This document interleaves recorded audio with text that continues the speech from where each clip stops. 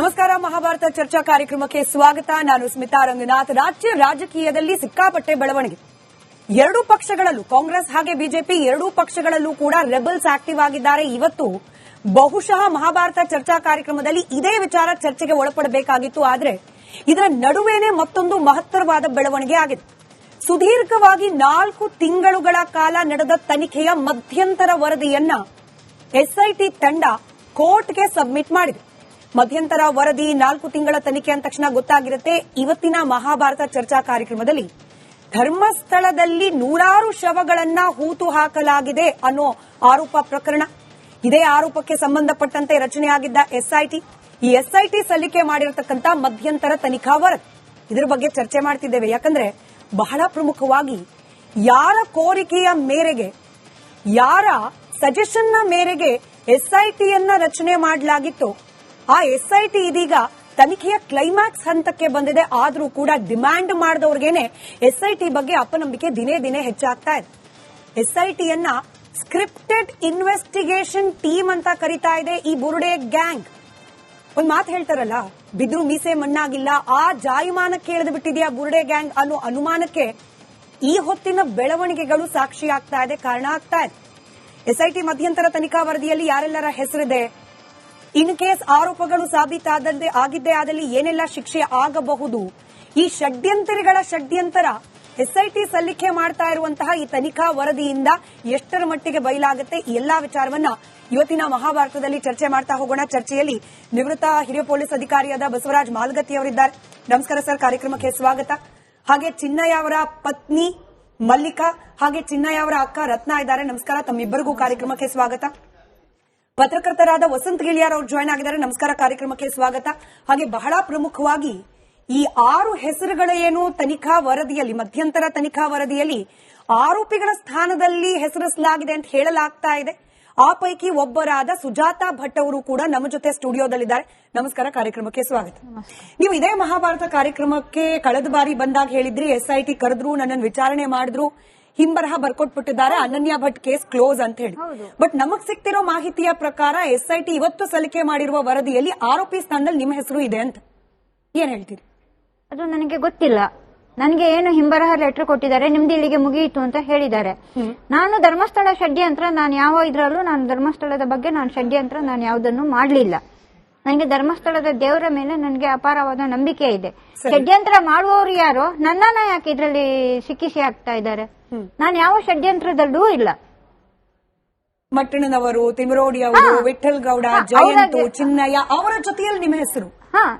ನನ್ನ ಹೆಸರು ಯಾತಕ್ಕೆ? ನಾನು ನಂದೇ ಬೇರೆ. ನಾನು ಬುರುಡೆ ಗ್ಯಾಂಗಿಗೂ ನನಗೂ ಸಂಬಂಧ ಇಲ್ಲ. ನನ್ನ ಬುರುಡೆ ಗ್ಯಾಂಗಿಗೂ ನನ್ನ ವಿಚಾರವರು ಸಂಬಂಧ ಇಲ್ಲ. ಯಾಕೆ ಇದನ್ನು ತಳುಕು ಹಾಕಿದಾರ ನನಗೂ ಗೊತ್ತಿಲ್ಲ. ಎಷ್ಟು ನನಗೆ ಗೊತ್ತಿಲ್ಲ, ಹಾಕಿದ್ದಾರೆ ಅನ್ನುವಂತ ವರ್ತಮಾನ ಬರ್ತಾ ಇದೆ ಬಿಟ್ಟು ನನಗಿನ್ನೂ ಗೊತ್ತಿಲ್ಲ. ನಾನು ಇದನ್ನ ನಾನು ಕೋರ್ಟಲ್ಲಿ ಬೇಕಾದ್ರೆ ನಾನು ಅದನ್ನ ಪ್ರೂವ್ ಮಾಡ್ತೀನಿ. ನನ್ಗೇನು ಭಯ ಇಲ್ಲ. ಕೋರ್ಟಿಗೆ ಹಾಕಿದ್ರೆ ನಾನು ನ್ಯಾಯ ಯಾವತ್ತು ಕರೆಕ್ಟ್ ಆಗಿದ್ರೆ, ನಮ್ಮ ಇದ್ರಲ್ಲಿ ನಾವು ಕರೆಕ್ಟ್ ಆಗಿದ್ರೆ ಏನಕ್ಕೆ ನಾನು ಹೆದರ್ಬೇಕು? ನೀವು ಕಳೆದ ಬಾರಿ ಬಂದಾಗ್ಲೂ ಹೇಳಿದ್ರಿ, ನನ್ನನ್ನ ಸಿಕ್ಕಾಕ್ಸ್ಬಿಟ್ರು, ನನ್ನ ಕೈಲಿ ಸುಳ್ಳು ಹೇಳಿಸ್ಬಿಟ್ರು, ಈಗ ನನ್ನ ಬೀದಿಲ್ ಬಿಟ್ಟಿದ್ದಾರೆ ಅಂತ ಹೇಳಿ. ಬಟ್ ಅವ್ರ ಜೊತೆ ನೀವು ಕೂಡ ಕೋ ಅಕ್ಯೂಸ್ಡ್ ಆಗೋಗ್ಬಿಡ್ತೀರಿ ಪ್ರಕರಣದಲ್ಲಿ ನಾಳೆ ದಿನ. ನಾನು ಅದನ್ನೇ ಹೇಳ್ತಾ ಇದ್ದೀನಲ್ಲ, ನನ್ನನ್ನ ಈಗ ನನ್ನ ಕಾಂಟ್ಯಾಕ್ಟ್ ಅಲ್ಲಿ ಯಾರೂ ಇಲ್ಲ. ನಾನೊಬ್ಳೇ ಎಸ್ಐಟಿಗೆ ಹೋಗಿ ನಾನೊಬ್ಳೇ ಇದು ಮಾಡ್ಕೊಂಡು ಬಂದಿರುವವಳು. ಪ್ರತಿಯೊಂದು ಕೂಲಂಕುಷವಾಗಿ ಪರಿಶೀಲನೆ ಮಾಡಿ ನನ್ನನ್ನು ಏನ್ ಇಂಟ್ರಾಗೇಟ್ ಮಾಡಬೇಕೋ ಪ್ರತಿಯೊಂದು ಇಂಟ್ರಾಗೇಟ್ ಮಾಡಿ ನನ್ನನ್ನ ಇದು ಮಾಡಿದ್ದಾರೆ. ಅಲ್ಲಿಗೆ ನಂಗೆ ಹಿಂಬರ ಲೆಟರ್ ಕೊಟ್ಟಿದ್ದಾರೆ. ಅದನ್ನು ನಾನು ಲಾಸ್ಟ್ ಟೈಮ್ ನಿಮ್ಗೆ ತೋರಿಸಿದ್ದೀನಿ. ಹೌದು, ಧರ್ಮಸ್ಥಳ ಗ್ಯಾಂಗಿಗೆ ನನ್ಗೆ ಏನ್ ಸಂಬಂಧ ಇದೆ? ಸರಿ, ಹಾಗಾದ್ರೆ ಈಗಲೂ ಹೇಳ್ತಿದ್ದೀರಿ ಈ ಧರ್ಮಸ್ಥಳ ವಿರುದ್ಧದ ಗ್ಯಾಂಗಿಗೂ ನನಗೂ ಸಂಬಂಧ ಇಲ್ಲ. ಸರಿ, ರತ್ನ ಅವರೇ, ತಾವು ಕಳೆದ ಬಾರಿ ಬಂದಾಗ ಕಣ್ಣೀರ್ ಹಾಕಿದ್ರಿ, ಹೇಗಾದ್ರೂ ಮಾಡಿ ಚಿನ್ನಯ್ಯನನ್ನ ಬಿಡಿಸ್ಕೊಟ್ರೆ ಸಾಕು ಅಂತ ಹೇಳಿ ನೀವಿಬ್ರು ಕೂಡ, ಮಲ್ಲಿಕಾ ಅವರು ನೀವು ಇಬ್ರು ಕೂಡ ಕಣ್ಣೀರ್ ಹಾಕಿದ್ರಿ.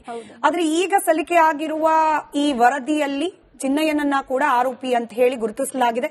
ಏನೆಲ್ಲ ಶಿಕ್ಷೆಗೆ, ಇನ್ ಕೇಸ್ ಆರೋಪ ಅಪರಾಧವಾಗಿ ಕನ್ವರ್ಟ್ ಆದ್ರೆ ಏನೆಲ್ಲ ಶಿಕ್ಷೆಯನ್ನ ಈ ಉಳಿದವರು ತಿಮ್ರೋಡಿ ಹಾಗೆ ಮಟ್ಟಣ್ಣ ಇವರೆಲ್ಲ ಏನ್ ಅನುಭವಿಸ್ತಾರೋ ಚಿನ್ನಯ್ಯ ಕೂಡ ಅನುಭವಿಸಲೇಬೇಕಾಗತ್ತೆ.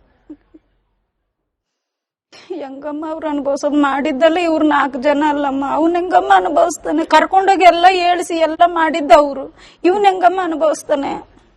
ಬಟ್ ಸುಳ್ಳು ಹೇಳಿದ್ ಇವ್ರೆ, ಬುರುಡೆ ತಂದಿದ್ ಇವ್ರೆ, ಬುರುಡೆ ಇವ್ರು ತಂದ್ರು ಹಂಗಾಗೇನೆ ನಾವೆಲ್ಲ ಮುಂದಿಂದು ಎಲ್ಲ ನೋಡ್ಕೊಂಡ್ವಿ.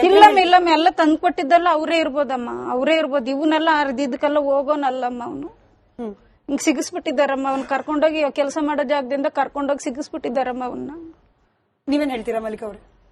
ಮೇಡಮ್ ಇವ್ರು ಕರ್ಕೊಂಡೋಗಿ ಮನೇಲಿ ಲಾಕ್ ಮಾಡಿ ಬುರುಡೆ ಗ್ರೀಸ್ ಮಟ್ಟನ್ನ ಇವರು ವಿಟ್ಟಾಲ ಇವ್ರು ಎತ್ಕೊಂಡು ಬಂದು ಜಯಂತ ಇವರೆಲ್ಲ ಎತ್ಕೊಂಡು ಬಂದು ಕೊಟ್ಟಿ ಕಳಿಸಿರೋದು ಮೇಡಮ್. ನಮ್ಮ ಯಜಮಾನ್ರು ಹೋಗಿ ಬುರುಡೆ ಎತ್ಕೊಂಡು ಬರ್ನಿಲ್ಲ, ಇವ್ರು ಎತ್ಕೊಂಡು ಹೋಗಿಲ್ಲ. ಅವ್ರ ಮನೇಲಿ ಲಾಕ್ ಮಾಡಿ ಮತ್ತೆ ಅದೇನೋ ಕಪ್ಪು ಡ್ರೆಸ್ ಅಂತ ಹೇಳ್ತಾರಲ್ಲ ಮೇಡಮ್, ಅದೆಲ್ಲ ಗ್ರೀಸ್ ಮಟ್ಟನೇ ತಕೊಂಡ್ ಬಂದಿರೋದಂತೆ ಬೆಂಗಳೂರಲ್ಲಿದ್ದು. ಎಲ್ಲ ಮಾಡಿ ರೆಡಿ ಮಾಡಿ ಕಳಿಸಿರೋದು ಇವರೇ ಮೇಡಮ್. ಅದ್ರಲ್ಲಿ ಏನೇನು ಬರ್ದಿದಾರ ಎಲ್ಲಾನು ಕೂಡ ಗ್ರೀಸ್ ಮಟ್ಟನೇ ಬರ್ದಿರೋದು ಮೇಡಮ್. ಗ್ರೀಸ್ ಮಟ್ಟನ 4 ಜನ ವಕೀಲಿದ್ರಲ್ಲ ಮೇಡಮ್, ಅವರೇ ಎಲ್ಲ ಬರೆದು ಅವರೇ ಕೊಟ್ಟಿರೋದು ಮೇಡಮ್. ಬಟ್ ಇವಾಗ ಅವರನ್ನ ಕೂಡ ಈ 4 ಜನರನ್ನ ಹೆಂಗ್ ನೋಡ್ತಿದ್ದಾರೋ ಚಿನ್ನಯ್ಯನ ಕೂಡ ಹಾಗೆ ನೋಡ್ತಾ ಇದೆ SIT. ಈಗ ಈ ಪ್ರಕರಣದಲ್ಲಿ ತಿಮ್ಮರೋಡಿ, ಮಟ್ಟಣ್ಣ, ವಿಠಲ್ ಗೌಡ, ಜಯಂತು ಅವ್ರನ್ನ ಹೆಂಗೆ ಆರೋಪಿ ಸ್ಥಾನದಲ್ಲಿ ನಿಲ್ಸಿದ್ದಾರೆ, ಚಿನ್ನಯ್ಯನನ್ನು ಕೂಡ ಹಾಗೆ ನಿಲ್ಸಿದ್ದಾರೆ. ಕಾನೂನಾತ್ಮಕವಾಗಿ ಏನ್ ಕ್ರಮ ಕೈಗೊಳ್ಬೇಕು ಅದು ತಗೊಳ್ತಾರೆ ಪೊಲೀಸರು. ಎಲ್ಲೊಂದ್ ಕಡೆ 6 ಹಾಕ್ಸಿದ್ರು ಅಂತ ನೀವು ಮೊನ್ನೆ ಹೇಳ್ತಾ ಇದ್ರಿ, ಇವತ್ತು ಹಂಗೆ ಅನಿಸ್ತಾ ಇದೆ. ಅದೇ ಯಾಕೆ ಮೇಡಮ್ ಇವ್ರಿಗೆ ಮಾತ್ರ ಒಳಗಿರ್ಬೇಕಾ ಮೇಡಮ್? ಈ ತಪ್ಪು ಮಾಡಿರೋರೆಲ್ಲ ಹೊರಗಡೆ ಇರ್ಬೇಕಾ ಮೇಡಮ್? ಇವ್ರು ಹೋಗಿದ್ದಾರಂದ್ರೆ ಇವ್ರು ಹೋಗ್ಬೇಕಲ್ವಾ ಮೇಡಮ್, ಜೈಲ್ಗೆ ಹೋಗ್ಬೇಕಲ್ವಾ? ಬುರುಡೆ ಎತ್ ಕೊಟ್ಟಿರೋರು ತಕೊಂಡ್ ಕಳಿಸಿರೋದು ಗ್ರೀಸ್ ಮಟನ್ ಎಲ್ಲ ಬರೆದು ಎಲ್ಲ ಕಳಿಸಿರೋದು. ನನಗೆ ಈ ಪೊಲೀಸ್ ಬೇಕು, ಈ ಗಾಡಿ ಬೇಕು, ಈ SIT ಅವ್ರು ಬೇಕು ಅಂತ ಕರೆದಿರೋದು ಎಲ್ಲ ಗ್ರೀಸ್ ಮಟನ್ನ ಮೇಡಮ್. ನಮ್ಮ ಯಜಮಾನ್ರು ಏನ್ ಮೇಡಮ್ ಕೇಳಿದ್ರು? ಏನು ಕೇಳಲಿಲ್ಲ ಮೇಡಮ್. ಎಲ್ಲ ಅವರು ಒಳಗಡೆ ಮಾಡ್ಕೊಂಡು ಎಲ್ಲ ಕಳಿಸಿರೋದು ಇವ್ರು ಹೋಗಿದ್ದಾರೆ ಅಷ್ಟೇ ಮೇಡಮ್. ಇವ್ರ ಮೇಲೆ ಏನ್ ತಪ್ಪು ಇಲ್ಲ ಮೇಡಮ್. ಅವ್ರ ಮನೇಲಿ ಲಾಕ್ ಮಾಡಿ ಇಷ್ಟು ಮಾಡಿರೋದು ಮೇಡಮ್. ಅದು ನಮ್ಮ ಯಜಮಾನ್ರಿಗೆ ಹೊರಗೆ ಬರಕ್ಕೂ ಆಗ್ತಾರನಿಲ್ಲ ಮೇಡಮ್. ಅದು ಕಾಡಿನಲ್ಲಿ ಇದ್ದದಂತೆ ಗ್ರೀಸ್ ಮಾಡೋದು ತಿಮ್ಮಾರೆಡ್ಡಿ ಅವ್ರ ಮನೆ ಕಾಡಂತೆ. ಫುಲ್ಲು ಜನ ಅವ್ರ ತಮ್ಮನ ಮನೆ ಮೇಲ್ಗಡೆ ಮೇನ್ ರೋಡ್ ಎಲ್ಲ ಫುಲ್ಲು ಜನ ಅಂತ ಮೇಡಮ್. ಏನು ಬರಕ್ ಆಗ್ತಾ ಇಲ್ಲ ಮೇಡಮ್. ಹಂಗ್ರೆ ಅವರು ಬಂದಿದ್ರು ಇವ್ರು ಏನಾದ್ರು ಮಾಡ್ತಾ ಇದ್ರು ಮೇಡಮ್. ಅದರಿಂದಾನೇ ಅವರು ತುಂಬಾ ನನ್ ಜೀವ ಯಾವಾಗದು ಹೋಯ್ತಾ ಇದೆ ಅಂತ ನನ್ನ ಹತ್ರ ಸ್ಟಾರ್ಟ್ ಆಗಿದ್ದು ಅದೇ ಹೇಳ್ತಾ ಇದ್ರು ಮೇಡಮ್. ಅವ್ರ ಮನೇಲಿ ಇರುವಾಗಲ್ಲ ಅದೇ ವಸಂತ್ ಕೇಳಿಯಾರವ್ರೆ, ನೋಡಿ SIT ರಚನೆ ಆಗಿದ್ದು ಯಾಕೆ? ಧರ್ಮಸ್ಥಳದಲ್ಲಿ ಅಸಂಖ್ಯಾತವಾದ ರೇಪ್ ಅಂಡ್ ಮರ್ಡರ್ ಆಗಿದೆ, ಅದ್ರ ಬಗ್ಗೆ ಕೂಲಂಕುಷವಾದ ತನಿಖೆ ಆಗ್ಬೇಕು, ಇಂತಿಂತವರೇ SIT ಯನ್ನ ಲೀಡ್ ಮಾಡಬೇಕು ಅಂತ ಹೇಳಿ ಯಾರೆಲ್ಲ ಕೋರ್ಕೊಂಡ್ರು ಅವರ ಕೋರಿಕೆಯ ಆಧಾರದ ಮೇಲೆ. ಆದ್ರೆ ಇವತ್ತು ಅದೇ ಟೀಮ್ ಹೇಳ್ತಿದೆ SIT ಅಂದ್ರೆ ಸ್ಪೆಷಲ್ ಇನ್ವೆಸ್ಟಿಗೇಷನ್ ಟೀಮ್ ಅಲ್ಲ, ಬದಲಾಗಿ ಸ್ಕ್ರಿಪ್ಟೆಡ್ ಇನ್ವೆಸ್ಟಿಗೇಷನ್ ಟೀಮ್. ಯಾರೋ ಹೇಳ ಕಳಿಸಿದ್ದಾರೆ, ಯಾರೋ ಸ್ಕ್ರಿಪ್ಟ್ ಬರೆದು ಕಳಿಸಿದ್ದಾರೆ, ಅದರಂತೆಯೇ ತನಿಖೆ ಮಾಡಿ ಕ್ಲೀನ್ ಚಿಟ್ ಕೊಡ್ಲಿಕ್ಕೆ, ಅತ್ಯಾಚಾರಿಗಳಿಗೆ ಕ್ಲೀನ್ ಚಿಟ್ ಕೊಡ್ಲಿಕ್ಕೆ ಸಿದ್ಧವಾಗಿಬಿಟ್ಟಿದ್ದಾರೆ ಅನ್ನೋ ಆರೋಪ. ಮೇಡಮ್, ಈಗ 3923 ಪುಟಗಳ ಮಧ್ಯಂತರ ವರದಿಯನ್ನ ಕೋರ್ಟಿಗೆ ಸಲ್ಲಿಕೆ ಮಾಡಿರುವಂತದ್ದು SIT. ಅದು ಚಾರ್ಜ್ ಶೀಟ್ ಅಂತ ಹೇಳಿ ಅದನ್ನ ಪೂರ್ಣ ಪ್ರಮಾಣದಲ್ಲಿ ಹೇಳಲಿಕ್ಕೆ ಆಗೋದಿಲ್ಲ. ಮತ್ತೆ ಇದು ಕಾನೂನಾತ್ಮಕವಾದಂತ ಕೆಲವು ಟೆಕ್ನಿಕಲ್ ಪ್ರಾಬ್ಲಮ್ಸ್ ಗಳು ಇದರಲ್ಲಿ ಇವೆ. ಈಗ ಪೊಲೀಸರು ಅಂದ್ರೆ SIT ತಂಡ ಇವರನ್ನ ಅರೆಸ್ಟ್ ಮಾಡದೆ ಕೋರ್ಟ್ ಮೂಲಕ ಅದು ಸಮನ್ಸ್ ಕೊಡ್ಲಿ ಅಂತಲ್ಲ, ಅಥವಾ ಬೇರೆ ಯಾವ ಉದ್ದೇಶ ಇಟ್ಕೊಂಡು ಹೊರಟಿದಾರೋ ಗೊತ್ತಿಲ್ಲ. ನಾನು ಅಂತ ಹೇಳಿದ್ರೆ ನಮ್ಮ ಮನೋಸ್ಥಿತಿಯವರು ನಾವೆಲ್ಲ ಆಗ್ರಹ ಪಡಿಸೋದೇನಂದ್ರೆ ಈ ರಾಜ್ಯ ಸರ್ಕಾರಕ್ಕೆ, ರಾಜ್ಯ ಸರ್ಕಾರ ಅಥವಾ ಗೃಹ ಸಚಿವರಿಗೆ ತುಂಬಾ ಸಾರಿ ನಾವು ಈ ಕೂಗನ್ನ ಹೇಳಿದೀವಿ. ಅವ್ರನ್ನ ಅರೆಸ್ಟ್